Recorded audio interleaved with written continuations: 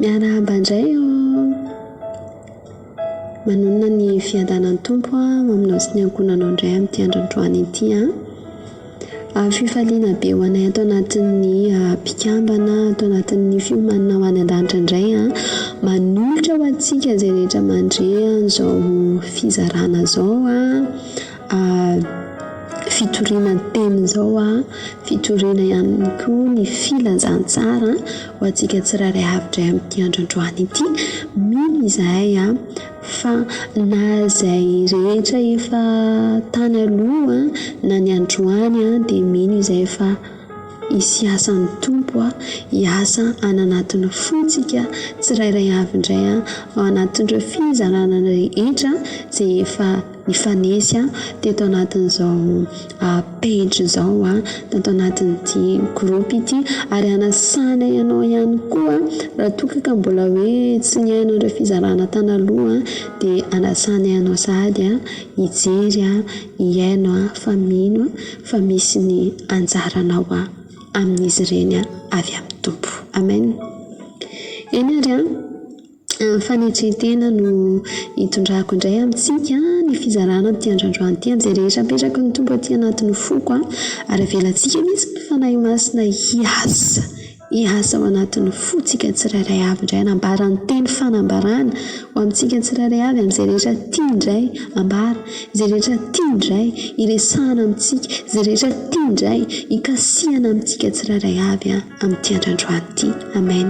Tao rehefa afaka raha eo manantona anao amin'ny alalan'i Jesosy Kristy tompo izay anao nderanao laza rofinahitra misaotra amin'ny reto lamarobe izay miaino reto tompo misaotra amin'ny fomba fiasanao Jesosy ary misaotra ihany koa amin'izay rehetra efa ataonao sahady ao anatin'ny fonay tsirairay avy sokafony aminay rehetrarehetra misy ary miasaty anatinay fanahy masina mitenena araka ny fombanao rehetrarehetra aoka ianao no hiasa feno amin'izay rehetra tianao hikasihana anay indray androany ny amin'ny teninao indray androany aoka tena hoe hietry no fa ianao ny sandratra fanahy masina ary ianao anositra ny vava amin'ny mpanomponao meo fahalalana sy fahazavantsaina ny amin'ny teninao indray ary izahay tsirairay avy amin'ity any ity satria ny teninao dia fanilo ny tongotray tsy fahazavana ny lalanay ary ainao ary fahasalamana sy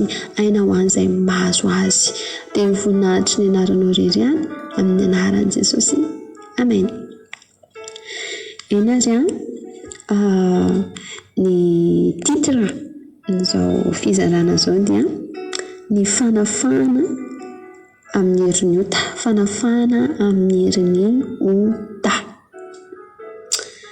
Anetsika hijeriny Jaona toko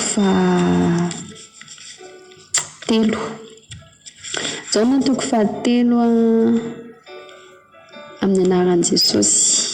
Ao anatin'ny Jaona toko fahatelo io no ahitantsika ny resaka Jesosy tamin'ny Nikodemosy izay nilazan'i Jesosy tamin'ny Nikodemosy hoe raha tsy ateraka indray ny olona hozy izy dia tsy azo ahitany fanjakany lanitra fanjakan'Andriamanitra zany fa tsy azo Nikodemosy izy dia nazavain'i Jesosy anazy sy marimarina kokoa ny amin'ilay resaka hoe ateraka indray dia hozy izy hoe ateraka ny rano sy ny fanahy.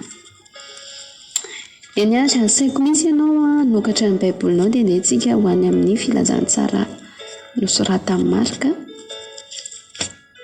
filazantsara nosoratan'i Jaona azafady toko fahatelo eo amin'ny andininy 4:4 izay mivaky tao izao ny tena amin'ny anaran'i Jesosy ary tahaka ny nanandrata Mosesy ny menarana tany anefitra no tsy maintsy anandratana ny zanak'olona mba hanana fiainana mandrakizay izay rehetra mino azy fa toy izao no tiavan'Andriamanitra izao tontolo izao nomena zanalahy tokana mba tsy ho very izay rehetra mino azy fa hanana ny fiainana mandrakizay. Halleluja. Amen. Anatin'ny testamenta taloha boky Nomery toko 2:20 any no misy an'io resaka hoe nanandratany Mosesy ny menarana io rehefa nandalo tany an-tany efitra ireo zanak'Israely ireo naharitra ela ny lalana ary reraka tao anatin'izany rehetrarehetra zany dia nimonimonna tamin'ny Mosesy sy Jehovah Andriamanitra izy ireo. Nimonimonna tamin'ny Mosesy sy Jehovah Andriamanitra ireo zanak'Israely ireo. Hoe zay nalana tavy tany amin'ny tany Egypta, aty tsy misy rano, tsy misy mofo, tony mofomofo foana tony no hohanina tao anatin'izany reny Jehovah Andriamanitra zany tena nandefa mena ranonafo izy, nanaikitra n'ireo zanak'Israely ireo ary betsaka ny maty tamin'ireo zanak'Israely ireo tamin'izany. Dia tsapan'ireo zanak'Israely ireo nefa fa efa nanota tamin'i Jehovah Andriamanitra izy noho ny monomononana, noho ny nanometsina Mosesy sy Andriamanitra ireo zanak'Israely ireo. Tsapan'izay fahotana izay tamin'ny nanomezantsiny ny Jehovah Andriamanitra sy Mosesy dia niteny tamin'ny Mosesy izy hoe ifony any amin'ny Jehovah Andriamanitra izay dia Mosesy nifona ho an'izy ireo teo anatrehan'i Jehovah Andriamanitra dia niteny Jehovah Andriamanitra izay tonga sy nomeny tamin'ny Mosesy hoe manaova mena ranafo dia antony amin'ny hazo dia izay rehetra voakaikitra ilay mena rana ka mijery anindry mena rana izay antony amin'ny hazo iny dia ho velona. Tena ataon'i Mosesy zany, tena nanao mena rana varahana izy na antony tamin'ny hazo dia izay rehetra voakaikitra ilay mena rana ka nijery an'iny dia velona tao anatin'izany rehetra zany. Ny zavatra tsy ho ahatsika ao anatin'izany Israely sy ny fanomezantsiny sy ny fahotana izy ireo sy ny fanafahana tao anatin'izany dia niteny Jehovah Andriamanitra izay nambara tamin'i Mosesy ary niteny Jehovah Andriamanitra izay nataon'i Mosesy dia nitondra fanafahana ary tao amin'ny Jehovah Andriamanitra irery ihany no nisy ny fanafahana sy ny famonjena ary ny famelana eloka, ny famelana izay zava-fahotana sy ny eloka izay nataon'ireo zanak'Israely ireo tamin'ny Jehovah Andriamanitra. Fa maninona moa no vakintsika sy hitantsika ty anatin'ny jaona toko 7 izany hoe rehefa mivakintsika teo amin'ny 14 hoe ary tahaka nanandratana Mosesy mena rana tany anefitra no tsy maintsy hanandratana ny zanak'olona. Iny mena rana varahana izay nasandatry Mosesy iny dia tandindon'i Jesosy Kristy. Tandindon'i Jesosy Kristy izay nahantona teo am-pototry ny hazo fijaliana. Tandindon'i Jesosy Kristy izany hoe nampitahaina an' Jesosy ilay hazo ilay mena rana varahana iny ary izay rehetra olona nijery azy ka nino an'ilay izy dia velona. Dia ony eo amin'ny 15 hoe mba hanana fiainana mandrakizay izay rehetra mino azy.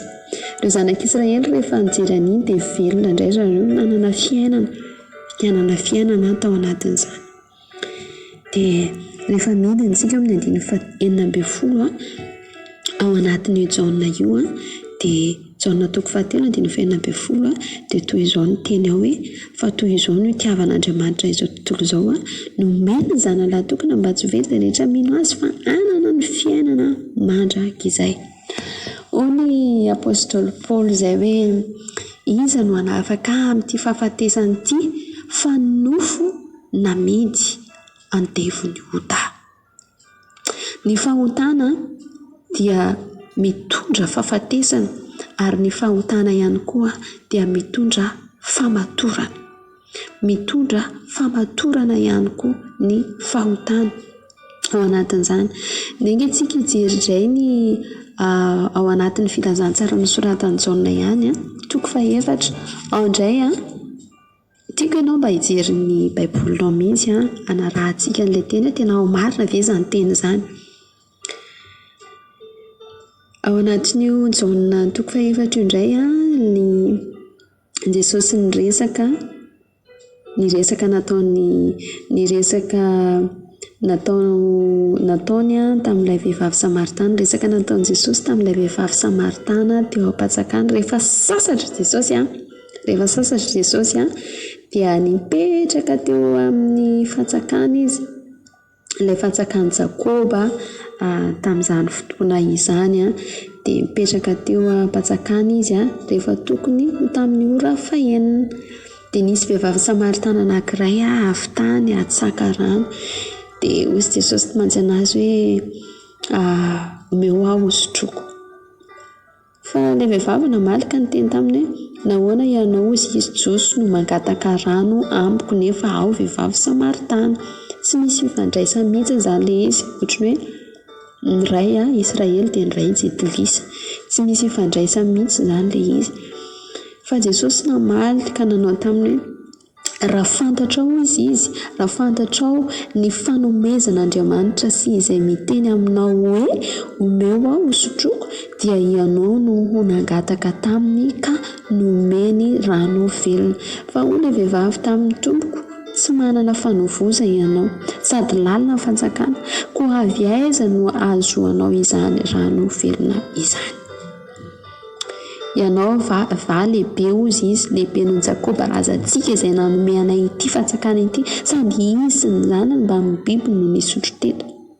Fa Jesosy namaly tamin'ny vehivavy teo izy hoe izay rehetra misotro ity rano ity mbola ngetaeta indray, fa na iza no misotro ny rano izay omeko azy dia tsy angetaeta mandrakizay, fa ny rano izay omeko azy dia oloa rano miboboka ao anatiny ho fiainana mandrakizay. Ora vehivavy tamin'ny tompoko, omeo izany rano izany mba tsy angetaeta na keto antsaka intsony. Halleluia, amen. Rehefa jera izany tantara izany tsika dia napiditra teny Jesosy dia avy eo resy lahatra ilay vehivavy.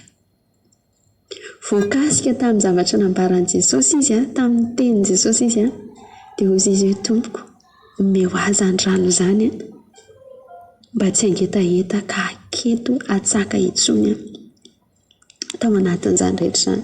Rehefa jerentsika mantsy ny tohan'io fiainan'io vehivavy Samaritana io dia nanontany azy Jesosy hoe aiza ny vadinao, dia hozy izy hoe tsy manambady marina izany.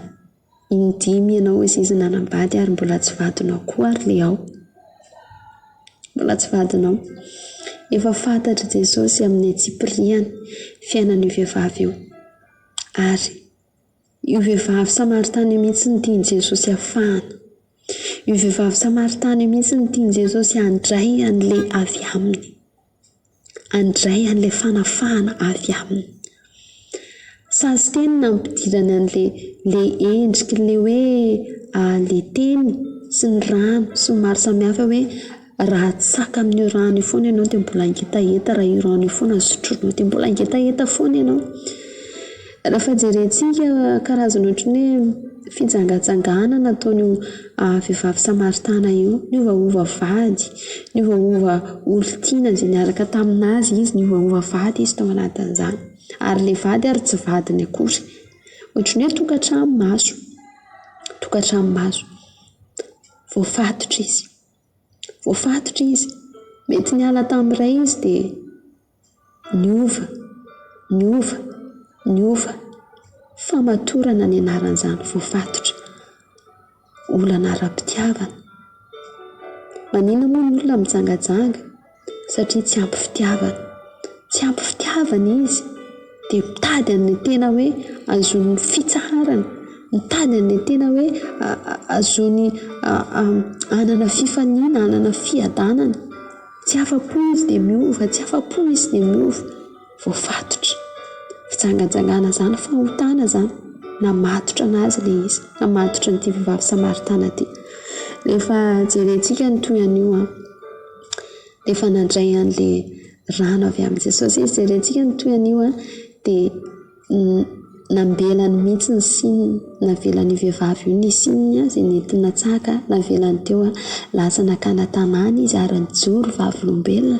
Ny amin'ny momba Jesosy Kristy sy ny zavatra nitenen'i Jesosy Kristy sy nomeny Jesosy azy tao anatin'izany dia ozy izay izy angamba no Kristy, ilay Kristy ilay Mesia an'Andriamanitra, ilay nitondra ny fanafotana.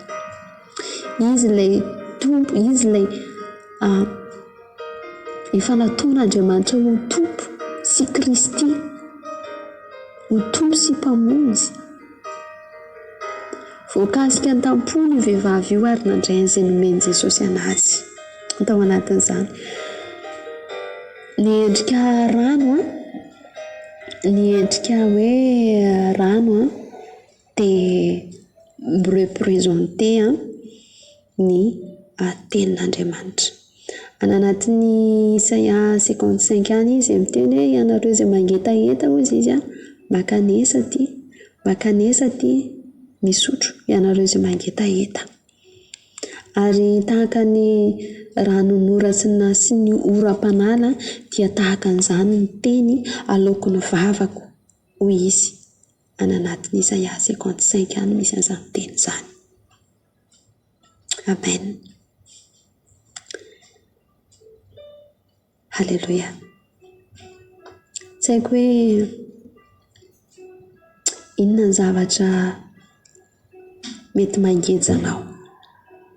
Azo atao hoe kisendrasendra na henonao an'izao fizarana izao. Azo atao hoe kisendrasendra na henonao an'ity zavatra ity. Tsy haiko hoe mety ianao mihitsy ny ao anatin'izany fahotana mamatotra zany. Ataonao ny fomba rehetra fa tsy mety afaka ianao ohatra ny hoe olona anankiray mifoka sigara dia nanao fomba rehetra izy mba hialana amin'ilay sigara. Olona anankiray minaparaky dia te ho afaka miparaky izy dia solomy bonbon indray ilay izy fa rehefa tonga afaka 2 mois 3 mois tratra ny dépression sy stress maro samihafa na olana indray izy dia mamono eritreritra indray izy dia lasa miverina ao anatin'ilay fahazarana ratsy ihany tao anatin'izany rehetra. Dia ohatran'izay ihany koa ny olona anankiray hoe rehefa simba ara-pitiavana izy dia mety mitsahatrahatra kely izy dia mety ao anatin'izay indray dia mitady ny tsaratsara kokoa izy mety hoe anindrina an'ilay teo aloha mitady ny tsaratsara kokoa izy amin'izay mety anjara tandrify azy ao anatin'izany rehetra zany. Voafatotra tsy manam-pitsaharana. Maro ihany koa ny endriny maro samihafa ny atao hoe endrika zavatra mamatotra. Ny fahotana dia mitondra famatorana. Rehefa voafatotra zany ohatra ny hoe andevo ao anatin'izany, andevon'ny zavatra. Fahotana ihany koa dia mitondra fahafatesana. Mety efa tena miantra aminao mihitsy zany endrim-pahafatesana zany, miantra amin'ny fiainanao rehetrarehetra mihitsy. Miantra amin'ny fiainanao rehetrarehetra mihitsy ny endrim-pahafatesana ary mety efa miantra amin'ny nofonao mihitsy ary. Androany, andronao anio. Andronao anio, andron'ny tompo anao anio. Nandrenesanao an'izao fizarana zao tsy kisendrasendra. Fa rehefa nitory-teny i Petera, apôstôly Petera tamin'ireo olona maro rehefa feno fanan'Andriamanitra izy dia voatsindrona tampony ny olona, voatsindrona tampony tamin'ny teny filazantsara izay nitoriana dia nanantona ny apôstôly Petera izy dia niteny hoe rahalahy inona no tokony ataonay. Dia ahoana hozy izy? Mibeba hozy izy, mibeba ianareo ary aoka samy atao batisa amin'ny anaran'i Jesosy Kristy ary ianareo handray ny fanomezana dia ny fanahy masina. Any amin'ny asan'ny apôstôly toko 2 misy an'izany teny izany, voatsindrona tampony. Tsy haiko ianao izay miaina androany hoe mety nanindrona anao mihitsy izany teny izany. mety fiainanao mihitsy le izy, mety misy zavatra tena voarayanao lalina ao anatin'ny fonao ao, mety misy zavatra mavesatra, mety misy zavatra fahatsapana izay tsy tsapanao hatran'izay, tena ohatry ny hoe zava-mahagaga aminao nandraisanao an'izany, tena renao ohatra misy fahatsapana hafa mihitsy ao anatin'ny fonao, mety nandre an'izany teny izany ianao. Ny tenin'Andriamanitra représenté ny rano. Inona voarayanao teto ho anao ny andro anio. Te hanafaka anao ny tompo, te hanangana fiainana sy hanome fiainana vaovao anao izy, te hanangana fiainana fahavelomana ho anao izy, tahaka an'ireo zanak'Israely rehefa nefa nibanjina n'ilay menarana varahana teo amin'ilay hazo natsanga Mosesy, rehefa niteny Jehovahandriamanitra velona ny zanak'Israely izay rehetra nibanjina sy nijery izany. Dia tahaka an'izany ihany koa izay nanoloran'i Jesosy Kristy ny tenany, nanolorany ainy teo apototry ny hazo fijaliana. Teo apototry ny hazo fijaliana ho famonjena azy ho anao, ho afaka amin'ilay fahotana, ho afaka amin'ilay ota. Izany sorom-panavotana nataon'i Jesosy, izany dia efa vita tao anatin'ny 2 arivo taona lasa. Androany ianao, raha renao fa tokony ho eo aminy ianao, hanolotra an'izany rehetra, tena tsapanao mihitsy hoe mpanoty ianao, tsy mendrika ianao, mila tsapanao aloha ary mila tena hoe resy lahatra ianao fa tsy mendrika, ary mpanoty ianao, mila resy lahatra an'izay ianao ary mila tsapanao aloha izay. Dia manatona an'i Jesosy manatona azy ifonao izay rehetra tokony ifonany, manatona azy dia hinohy ilay asa-pamonjena izay efa nataon'i Jesosy ianao. Azy minohy ary raiso ampinoana ny famelan-keloka izay efa nomben'i Jesosy ianao. Inohy ary raiso ampinoana ny famelan-keloka. Osy ny tenany anatin'ny Ezekiela 4:30 hoe ho fafazako rano madio raha teo ianareo mba hadio izy ary fanahy vaovao no ataoko ao amin'antinareo, esoroko aminareo ny fo vato fa omeko anareo ny fo nofo. Fafazako rano madio anareo mba hadio. Izay ilay endriky ny rano izay. Izay ilay endriky ny rano izay nanana fananganam-piainana sy fiainana vaovao indray vehivavy Samaritana io, rehefa nandray an'ilay rano tany amin'i Jesosy Kristy, ilay rano fanadiovana, fananganana ao anatin'izany rehetra. Ho anao ny teny androany, renao ve?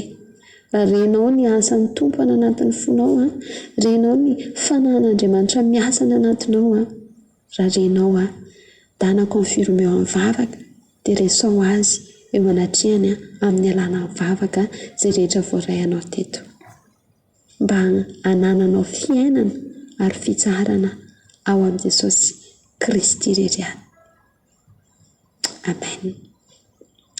Voninahitra ho an'Andriamanitra irery ihany, aza hatramin'ny taloha indrindra ka mandrakizay dia raina ny tompo ary ihany koa anasaina ianao raha mbola tsy ny subscribe an'ity YouTube ity dia anasana ianao mba hanatanteraka an'izany dia atao an'ilay hoe all dia mahita ny rehetrarehetra sy ny fizarana efa tany aloha tany ianao raha